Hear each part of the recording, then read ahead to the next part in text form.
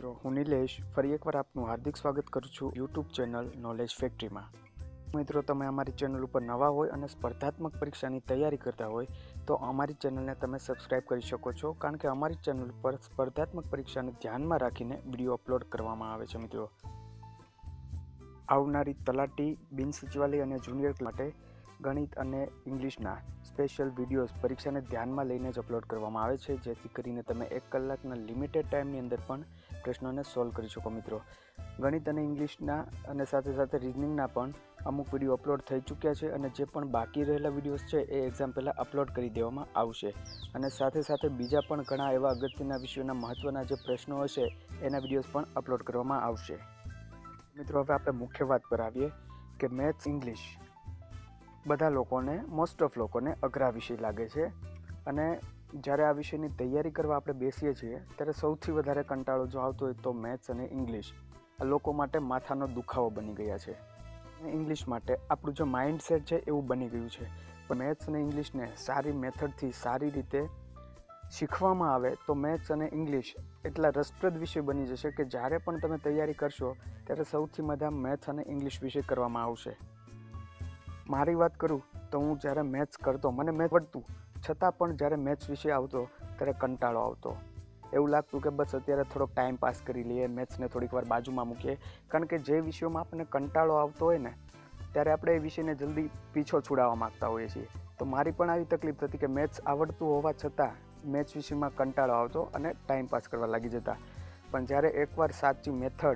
સારી method એવેથી maths કરવાનું ચાલુ કર્યું એના પછી મેથ્સ વિષય એક પસંદનો વિષય બની ગયો છે। મિત્રો, તો હું આજના વિડીયોમાં પણ હું તમને થોડી એવી સિમ્પલ ટિપ્સ જ આપીશ। જો તમે ટ્રાય કરજો, તમારા માટે પણ મેથ્સ અને ઇંગ્લિશ વિષય છે પસંદગીના વિષય બની જશે અને સાથે સાથે જો પસંદગીના વિષય બનશે તો તમને એમાં રસ પડશે અને એમાં તમે તૈયારી માટે વધારે સમય આપશો, મન લગાવીને સબ્જેક્ટ કરશો, જેથી કરીને એ પરીક્ષામાં તમને આવશે ત્યારે તકલીફ નહીં પડે। એનું કારણ છે કે જ્યારે તમે મનથી મેથ્સ અને ઇંગ્લિશ સબ્જેક્ટ જ્યારે તૈયાર કરશો ત્યારે તમને વધારે જાણવાની, વધુ નવું શીખવાની અંદરથી પેલી થશે, લાગણી થશે કે નહીં શીખીએ અત્યારે। હવે મિત્રો, પરીક્ષામાં તમને મેથ્સ અને ઇંગ્લિશ કરવા માટે અંદાજિત 3 મહિના જેવો ટાઈમ મળશે, બરાબર છે?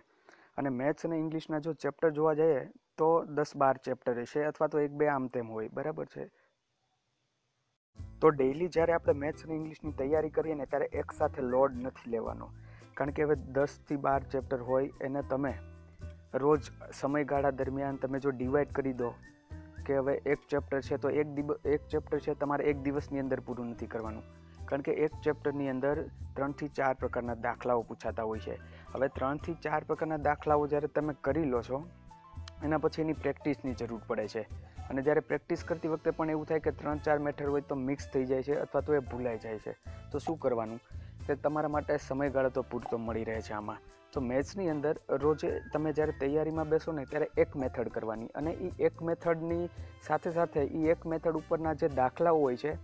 એ 15 થી 20 દાખલાઓની ડેઇલી પ્રેક્ટિસ કરવાની, બરાબર છે? હવે એક મેથડ અને 15-20 દાખલાઓની પ્રેક્ટિસ કરતાં મિત્રો મિનિમમ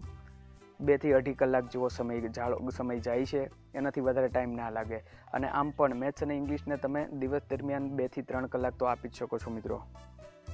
હવે જ્યારે બીજે દિવસે તૈયારી કરવા બેસો ત્યારે બીજી મેથડ શીખવાની અને બીજી મેથડના આ રીતના પ્રેક્ટિસના દાખલા કરી લેવાના, બરાબર છે? પણ એ પહેલાં જે તમે આગળના દિવસે જે મેથડ શીખેલા હોય છો એ મેથડને એકવાર તમારે નજર ફેરવી લેવાની ધ્યાનથી કે 5-10 મિનિટનો સમય આપી દેવાનો અને ગઈકાલના જે તમે કરેલા દાખલા હોય છે, મેથડ હોય છે એને એકવાર જોઈ લેવાની કે કઈ રીતના કરેલું છે। પછી જ્યારે તમે એ બીજી મેથડ કરશો એના પછી અલગ જે મેથડ આવતી હોય તો એ કરશો અને જ્યારે ફાઇનલી એ ચેપ્ટર પૂરું થાય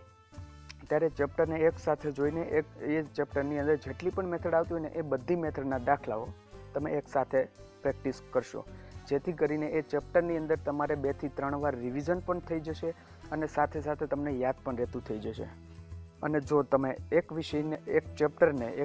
તો ઠીક, પણ એક ચેપ્ટરને પણ જો તમે 5 દિવસનો સમય આપશો તો પણ તમારે પૂરતો ટાઈમ છે, કારણ કે 3 મહિના જેવો સમય છે અને હવે 10 થી 12 ચેપ્ટર તમે કરતા હોય, એક ચેપ્ટરમાં તમે 5 દિવસનો સમયગાળો આપતા હોય તો આટલા લાંબા સમયગાળાની અંદર તમારો મેથ્સ કમ્પ્લીટલી 100% થઈ જશે। ત્યારે મેથ્સ અને ઇંગ્લિશ દિવસ દરમિયાન જ્યારે તમે વાંચવા બેઠો ત્યારે સૌથી પહેલાં મેથ્સ અને ઇંગ્લિશ વિષયનો જે સમયગાળો તમે આપેલો હોય છે એ સૌથી પહેલાં, કારણ કે દિવસની શરૂઆતની અંદર તમારું માઇન્ડ ફ્રેશ હશે, નવી વસ્તુ જે પણ શીખશો, જે પણ વાંચશો એ તરત યાદ રહી જશે. જો તમે એ સાંજના અથવા તો રાત્રિના સમયગાળામાં કરશો તો આખા દિવસનો મગજનો થાક હોય છે, આટલી વાતો યાદો આવેલી હોય છે, આખું જોયેલું હોય છે, મગજની અંદર ઘણું બધું ભરેલું હોય છે, જેના લીધે તમે નવી વસ્તુ શીખવામાં તકલીફ પડે છે. એટલા માટે જ્યારે મેથ્સ અને ઇંગ્લિશ કરો ત્યારે એ દિવસ દરમિયાન શરૂઆતની અંદર જ મેથ્સ અને ઇંગ્લિશને ટાઈમ આપી દેવો જોઈએ. અને ઇંગ્લિશની વાત કરીએ તો અત્યારે બધા પાસે એન્ડ્રોઈડ મોબાઈલ છે, અને એન્ડ્રોઈડ મોબાઈલની અંદર તમે જે ઇંગ્લિશ ન્યૂઝપેપર આવે છે એની એપ્લિકેશન્સ પણ આવે છે. હવે એ એપ્લિકેશનની અંદર તમારે શું કરવાનું છે કે ડેઇલી બ્લોગ જે અંદર અપડેટ થતા હોય છે, ઇંગ્લિશ ન્યૂઝપેપરની અંદર જે ન્યૂઝ આપેલા હોય છે, હવે તમારે સમજાય કે ના સમજાય, શરૂઆતમાં કદાચ તમને ના પણ સમજાય, થોડોક ટાઈમ લાગે, બરાબર છે, પણ 3 મહિનાનો જે સમયગાળો છે એ દરમિયાન જો તમે ડેઇલી અડધી કલાકથી કલાક એ ઇંગ્લિશના બ્લોગ વાંચશો તમે, તો તમને ધીમે ધીમે ઇંગ્લિશની જે ભાષા છે એ સમજવામાં મજા આવશે અને તમને ધીમે ધીમે એમાં રસ પડશે, બરાબર છે. હવે તમને અમુક શબ્દ એવા હોય કે ના સમજાતો હોય, પણ છતાં પણ તમે પૂરું રીડિંગ કરશો ત્યારે તમને અંદર જે ગ્રામરના જે ઉપયોગ થયેલો હોય છે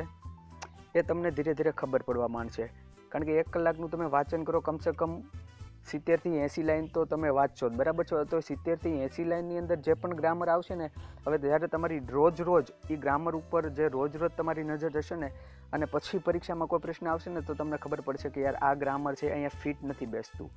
બરાબર છે. તો એ ગ્રામરના નિયમો તમને ધીમે ધીમે વગર કંઈ બીજું ગ્રામરના નિયમો કર્યા વગર આવડશે, કારણ કે તમે જો ડેઇલી ન્યૂઝપેપરની જે તમે વાંચવાની ટેવ પાડો છો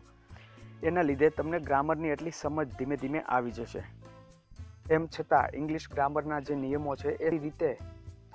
વિડીયોમાં બનાવીને હું અપલોડ કરીશ, જેથી કરીને તમને સમજવામાં સરળતા પડે અને સાથે સાથે મદદરૂપ થાય મિત્રો.